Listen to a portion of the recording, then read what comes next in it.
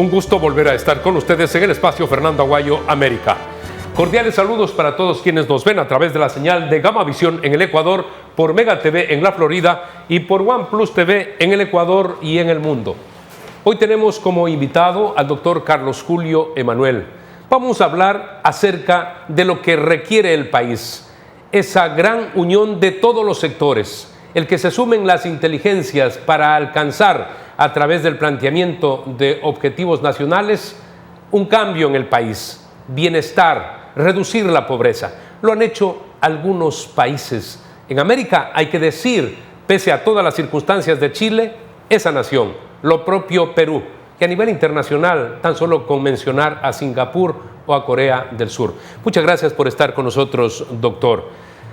Se fue el doctor Francisco Suet, un compañero de un grupo de profesionales que por los años 80 participaron en la vida pública del Ecuador, aportando con sus conocimientos profundos sobre qué se debe hacer en el Ecuador. Pero han pasado ya más de 40 años. Primero el recuerdo, porque siempre quiso que se dé esto que estoy planteando, el doctor Francisco Suet. Brevemente, una reminiscencia a lo que fue el doctor. Bueno, en primer lugar, Fernando, debo manifestar que es una enorme pérdida para su familia, para los amigos, algunos de los cuales tú conoces muy bien, y para el país, porque Francisco Suet había llegado a esa etapa de su vida, 74 años, en que algunos podrían referirse como un viejo, pero en realidad yo diría que Francisco Suet se convirtió en una persona con mucha sabiduría. Sabiduría que la venía demostrando semana a semana en sus columnas en el diario Expreso, porque Pancho Suet reunía las cualidades de lo que es un economista. A veces no se sabe muy bien que para ser un economista hay que tener un dominio de muchas disciplinas, hay que conocer la historia porque se analiza el presente en función del pasado y también con vista al futuro. Para cada decisión importante, trascendente, es necesario establecer el contexto, pero por sobre todo la relación de hechos entre el ayer, la historia y el presente. De allí la trascendencia del trabajo que hacía el doctor Francisco Suet Morales. Estadista, matemático, filósofo, son una serie de disciplinas que caracterizan a un buen economista, y Francisco Suet las englobaba todas. Repito, todas las semanas el Ecuador entero podría disfrutar de las columnas que él presentaba en el diario Expreso, que iban mucho más allá del tema de economía. Tenían que ver con el manejo de la cosa pública, tenía que ver con la conducta ética y moral de los ciudadanos, tenía que ver con un análisis también de lo que ocurre en el mundo, la geopolítica.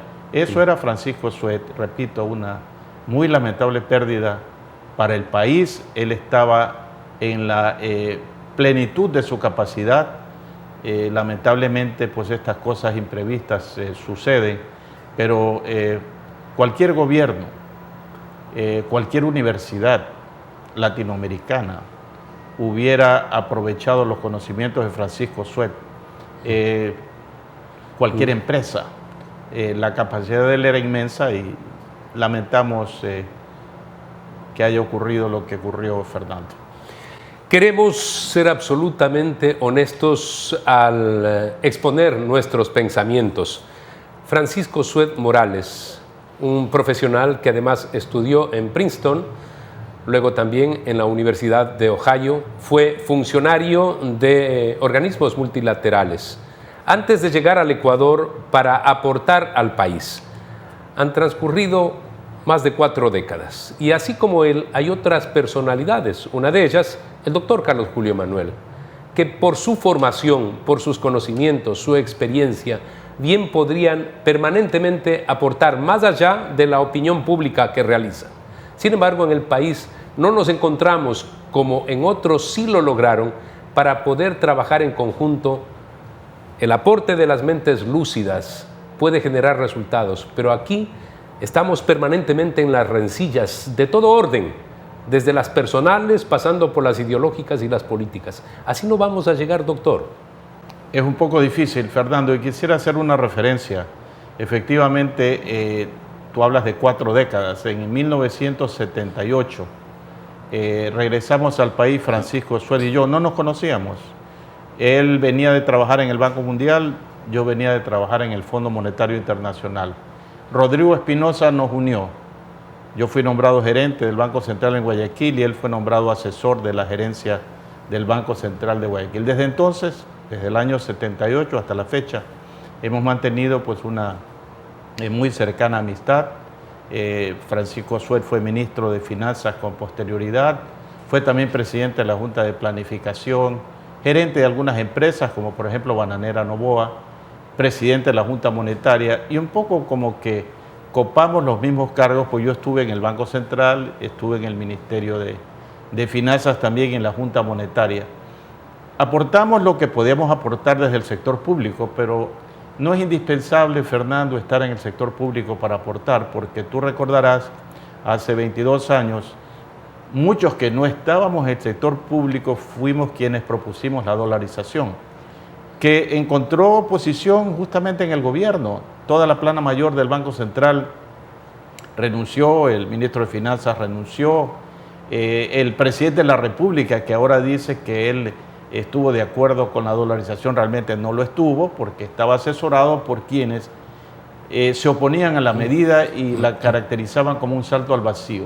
Entonces no es necesario estar en la función pública para aportar y Francisco Sued, quienes formamos parte del Foro de Economía y Finanzas, el economista Marco Flores y otros más, estamos siempre permanentemente proponiendo soluciones a la situación del Ecuador. Pero de una u otra forma, la voluntad política, a lo mejor apremiado por las circunstancias, llevó a que el presidente Yamil Maguad sea quien sacó adelante la dolarización y luego el doctor Gustavo Noboa Bejarano. Digo, pese a lo que acaba de expresar el doctor Carlos Julio Emanuel, que vale la pena muchas veces hacer historia, porque hay muchos que estaban en contra y que ahora pretenden que nos olvidemos y dicen haber sido los que impulsaron la dolarización. Pero en todo caso... En buena hora que se hayan convertido. Sin duda. En todo caso, lo fundamental es ver cómo se logra convocar para poder establecer esas líneas políticas de Estado que nos puedan sacar de esta crisis severa permanente del Ecuador, porque el país tiene una pobreza que si no crece económicamente difícilmente se podrá reducir. ¿Es así, doctor? Es así, Fernando. ¿Qué le hace falta al Ecuador? Lo que tú decías hace un momento, ponerse de acuerdo en grandes objetivos nacionales, como lo han hecho otros países. Perú ciertamente los ha tenido, Chile sin duda, otros países de América Latina, yo diría Uruguay, Colombia hasta cierto punto, porque más allá de los diferentes gobiernos con ideologías distintas, han seguido avanzando en la ruta que se trazaron hace tiempo. Hace mucho tiempo, quien es considerado el fundador de la ciencia económica, el economista, filósofo Adam Smith, escribió un libro que se llamó Investigación sobre la causa de la riqueza de las naciones. ¿Qué hizo Smith?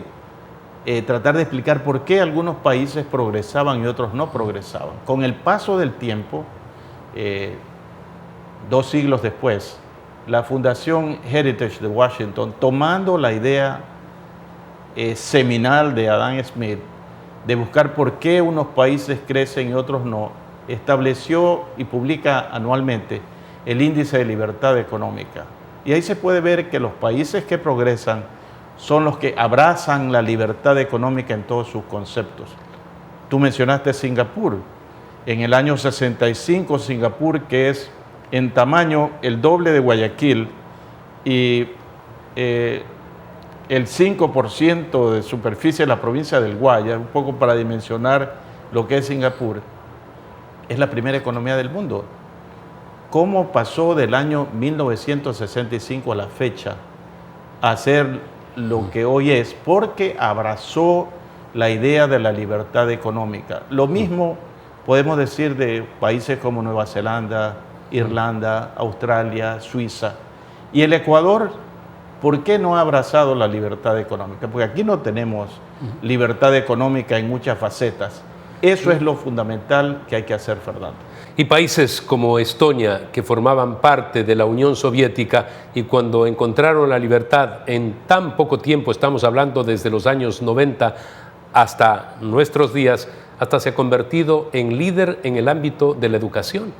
Es el país más digitalizado del mundo y todas las personas interesadas, gobernantes en tratar de emular lo que hace Estonia, mandan misiones a Estonia para ver cómo es que esa economía es una economía digital, cuando efectivamente era parte de la Unión de Repúblicas Socialistas Soviéticas hace no mucho tiempo. Que no era una potencia económica. Todos recordaremos que fue un fracaso los 70 años de haber vivido dentro del sistema socialista. Ningún país socialista en la historia ha tenido éxito, absolutamente ninguno. Claro, lo que sí tienen es buena prensa, han tenido buena prensa a través del tiempo y no se conoce justamente por ese dominio de la prensa que han tenido, las barbaridades que han cometido en violación de derechos humanos y tantas otras cosas. Y recordemos que la Unión Soviética se creó en 1922. En 1917 se había dado la revolución bolchevique. Tenemos que hacer una pausa comercial, retornamos inmediatamente para proseguir en este importante diálogo con el doctor Carlos Julio Emana.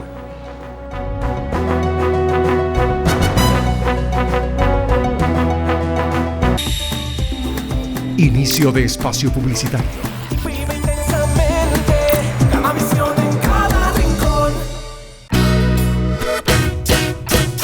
Guayaquil es la puerta de entrada a Ecuador y a las Islas Galápagos. Una ciudad que brilla, llena de arte, música y entretenimiento. Aquí la aventura se expresa en todas sus formas, desde paseos por el río y sus malecones hasta conciertos al aire libre y vista panorámica de la ciudad desde La Perla. Y en la noche la diversión no se detiene, con diversas actividades para todos. Porque en Guayaquil una experiencia vale más que 1000 imágenes. ¿Qué quieres lograr estudiando Derecho? Quiero hacer cumplir los derechos de los ciudadanos, ser mediador en conflictos legales e impulsar acuerdos que contribuyan con la equidad social, siempre comprometido con la búsqueda de la verdad y la justicia. Por eso estudia en UTEG, Universidad Moderna, con tecnología de punta, enlazada con el mundo, con docentes expertos que despierten tu pasión y liderazgo. Estoy listo para convertirme en un tigre. ¿Y tú? Estudia Derecho en UTEG.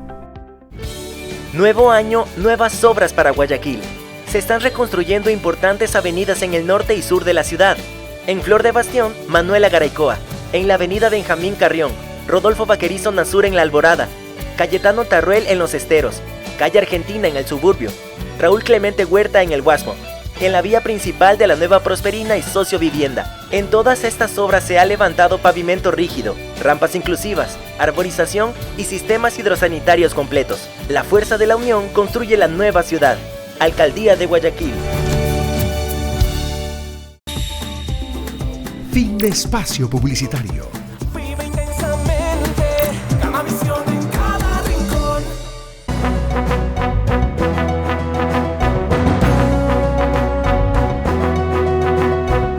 Es indudable que el Ecuador tiene que buscar fortalecer la dolarización y debe hacerlo a través de más exportaciones, abriendo mercados, por supuesto apoyando el potencial productivo que tenemos. En los actuales momentos se menciona que la Reserva Monetaria sostiene la dolarización y quiero preguntarle a un técnico en la materia si es así. No es así, Fernando. La dolarización no tiene nada que ver con la Reserva Monetaria Internacional, porque recordemos que nosotros no emitimos dinero.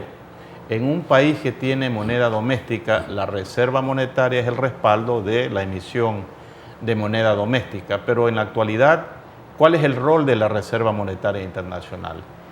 Dar la imagen a los acreedores externos de que tenemos los recursos suficientes para poder pagar cumplidamente la deuda. Eso es lo que interesa para aquellos que están empujando el crecimiento de la Reserva Monetaria, conseguir que con esto baje el riesgo país, que simplemente es la percepción que existe en el mundo externo sobre la capacidad de pago de un país. Pero no tiene nada que ver con el bienestar de un país, no tiene nada que ver con el desempleo, el subempleo, la pobreza, que son los temas acuciantes en la economía ecuatoriana. Lo más importante sería precisamente el lograr mayor producción, que haya trabajo, lograr trabajo pleno para los ecuatorianos. Y todo esto llevaría en lo posterior precisamente a sostener la dolarización, ya no a través de créditos, porque somos un país extraordinariamente endeudado. A lo mejor no viene tanta inversión, pero puede ser que con inversión nacional también se pueda crecer económicamente a través de mayor producción. Para hacer todo eso hay que cambiar un poco el esquema en el manejo económico del país. No podemos nosotros seguir pensando que la solución de los problemas es subir impuestos. Hoy veo con sorpresa, mucha sorpresa, que la gente está absorta de que en el mes de enero han comenzado a percibir que hay grandes descuentos para el pago del impuesto a la renta del próximo año, afectando básicamente a la clase media. Eso lo advertimos muchos en algún programa anterior que hemos tenido contigo, y en otros programas advertimos que subir los impuestos era ir en la dirección contraria de lo que determina ese índice de libertad económica, porque Ecuador en ese índice está, Fernando, en la última cuarta parte del índice. Estamos hablando de puestos 150 entre 180 países. ¿Por qué? Porque tenemos, por ejemplo, sobrecarga tributaria. Se percibe así y ahí están las cifras. Tenemos aranceles muy altos. Tenemos un problema con la separación de poderes del Estado. Tenemos el problema de la falta de independencia efectiva de la función judicial, y tenemos un problema gravísimo, que es el problema de la corrupción. Todos estos temas, que no todos son económicos, configuran el índice de libertad económica, sobre lo cual hay que trabajar. Yo, si le pudiera hacer una recomendación al presidente de la República, es que en vez de poner la foto del presidente en todas las dependencias públicas del país, como se estila, ponga el índice de libertad económica al inicio de su gobierno, para que pueda demostrar al cabo de 4 años que logró superar esa posición en la que encontró el Ecuador en libertad económica, o mejor dicho, en represión de libertad económica. Ahora, cuando toma el mando en el país, empieza a gobernar el presidente Guillermo Lasso, se encuentra con que tenemos un abultado déficit fiscal, de que hay cuentas por pagar, de que hay una burocracia que succiona muchísimos recursos. Estamos hablando casi de 900 millones de dólares que se debe pagar cada mes por sueldos a la burocracia. ¿Cómo hace alguien que llega a la presidencia de la República para subsanar todos esos problemas? No es teoría, pero ocurre que cuando llegamos con Francisco Suet en la presidencia del ingeniero Febres Cordero, el peso de la deuda externa era mayor que el actual. Pero antes de posesionarse el presidente Febres Cordero, instruyó a su equipo económico para que comiencen las negociaciones con los acreedores. Es más, fuimos a la ciudad de Nueva York y a Washington con el presidente electo, no todavía en funciones, para plantear una reestructuración efectiva de la deuda externa, porque definitivamente cuando la deuda es demasiado fuerte, todos los recursos se van en esa dirección.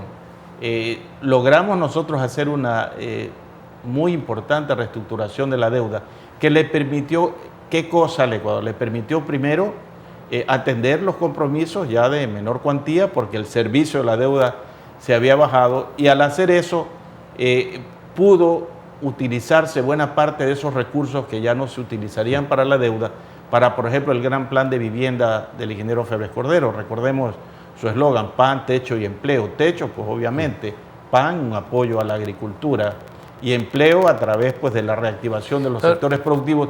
Y tuvimos, solo con esto termino, un arreglo de la deuda externa, crecimiento económico de superior al 4%, y no hubo déficit fiscal sino superávit. Entonces, así se manejan las cosas. ¿Cree usted que tiene espacio para que pueda corregir esas distorsiones el presidente? Cuando en el gobierno de Lenín Moreno se propuso y se realizó la reestructuración de la deuda, muchos dijimos, yo soy uno de ellos, y está pues obviamente en las redes sociales, que era una reestructuración insuficiente. Lo dijimos. Debió haber sido mucho más amplia la reestructuración. Porque ¿qué ocurre, Fernando?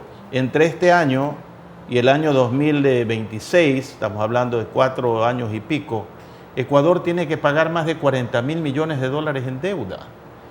¿Qué significa eso? Que del presupuesto del Estado hay que sacar alrededor de 8.500 a 9.000 millones de dólares para el servicio de la deuda. Cada año. Cada año, pues. Cada De año. un presupuesto de 32.000 millones de dólares. Claro, es más del 25%.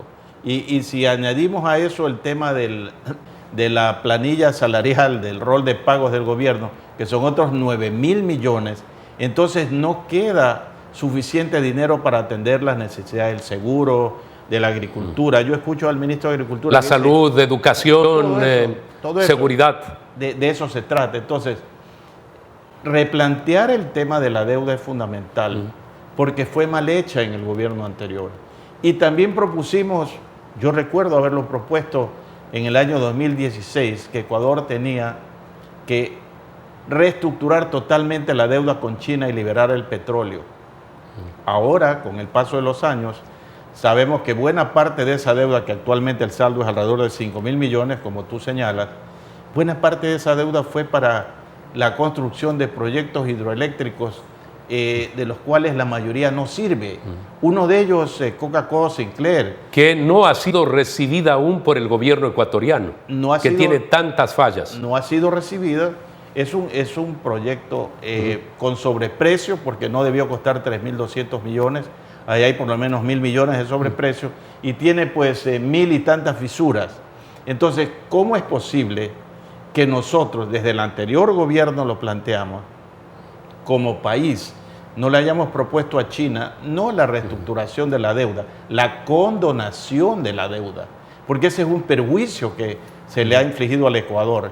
¿Lo ha hecho China en otras ocasiones? Así es, sí lo ha hecho en países africanos, recuerdo uno, la República del Congo, en el Caribe, también le dio condiciones especiales a Jamaica, con deudas muy parecidas a las que le ha otorgado al Ecuador, siempre créditos con garantía de petróleo y cosas de esa naturaleza. Recordemos que China hoy es el segundo país más importante en el Fondo Monetario Internacional, tiene la segunda cuota más grande y por lo tanto tiene responsabilidades también con el sistema financiero internacional. Ese no era el caso antes, lo es ahora. ¿Y se puede presionar a través del Fondo Monetario Internacional esas mejores condiciones de China? Absolutamente. Eso es lo que han hecho estos países a los que hice referencia, República del Congo, Jamaica, tocaron la puerta al Fondo Monetario y a través del Fondo Monetario y su directorio hicieron que China un poco recapacite y cambie la modalidad de créditos que había otorgado a estos países.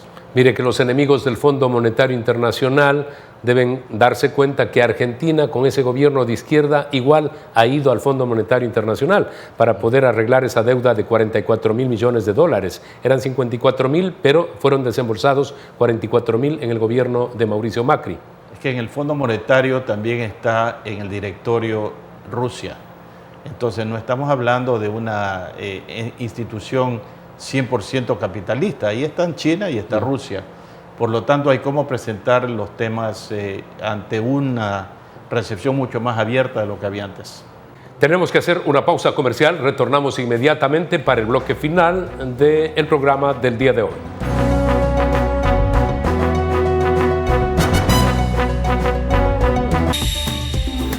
Inicio de espacio publicitario. Vive intensamente, Gamavisión en cada rincón.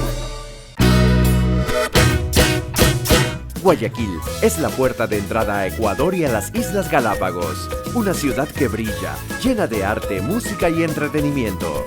Aquí la aventura se expresa en todas sus formas, desde paseos por el río y sus malecones hasta conciertos al aire libre y vista panorámica de la ciudad desde La Perla. Y en la noche la diversión no se detiene, con diversas actividades para todos.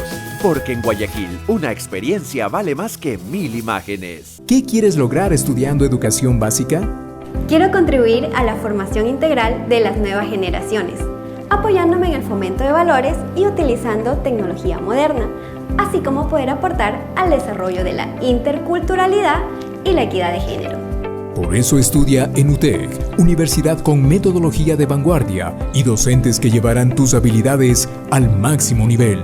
Estudia licenciatura en Ciencias de la Educación Básica en UTEC para poder lograrlo. Nuevo año, nuevas obras para Guayaquil.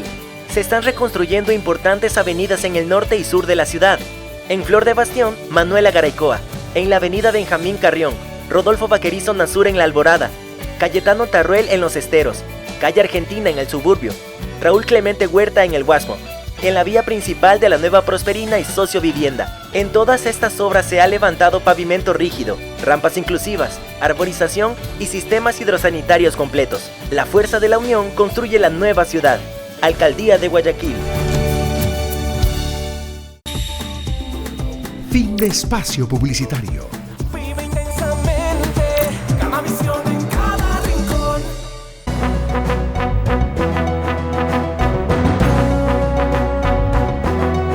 Los acuerdos de libre comercio indudablemente son básicos, fundamentales en la actualidad. El Ecuador está buscando concretar con los Estados Unidos ese acuerdo de comercio. También el presidente, al estar en China, buscó ese acuerdo con China y se dice que también con Rusia, y son 10 en su totalidad. Esto tiene que estar al margen de la geopolítica, hay que ser pragmáticos, hay que buscar lo que beneficia al país, no pensar mucho en lo otro, en la disputa de las potencias, Estados Unidos, China, Rusia.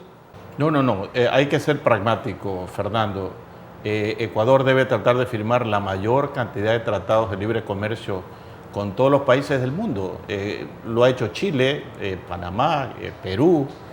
Nosotros somos los países que menos acuerdos comerciales hemos querido hacer porque ha habido esa negativa a la libertad comercial. Recordemos el anterior presidente de la República, el señor Correa, que hablaba en contra de los tratados de libre comercio.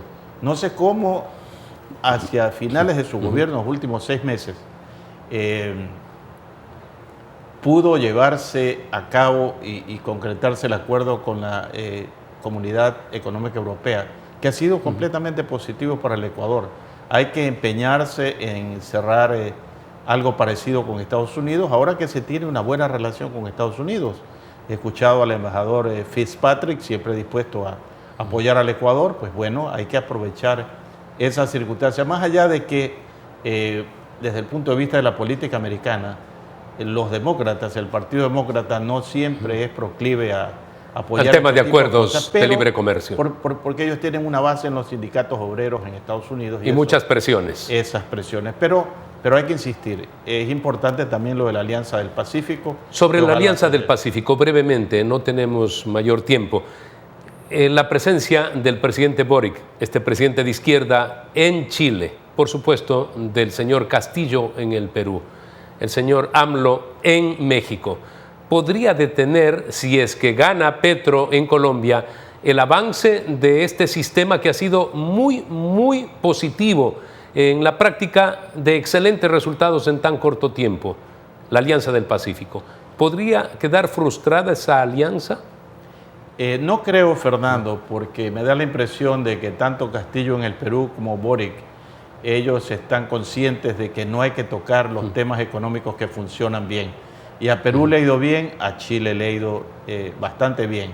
Y en Colombia, pues yo tampoco tengo la menor duda, con un sector empresarial tan fuerte, tan pujante, que se puedan dar cambios que de alguna manera entorpezcan lo de la Alianza del Pacífico. Esto determina, ya en el cierre del programa, que lo que dijimos en el origen del mismo, en el preámbulo, hay que buscar establecer políticas de Estado, no importa si vienen mandatarios de izquierda o de extrema izquierda, y simplemente se cumple con lo que el país quiere, cosa que no lo tenemos en el Ecuador. Es lo que hay que hacer, ponerse de acuerdo en esos grandes objetivos nacionales y privilegiar la libertad económica en todas sus aristas. Muchas gracias, doctor, por haber estado en el espacio Fernando Aguayo América. Amigos, recuerden que tienen la próxima semana una cita a través de Gamavisión en el Ecuador, por Mega TV en la Florida y por OnePlus TV en el Ecuador y en el mundo.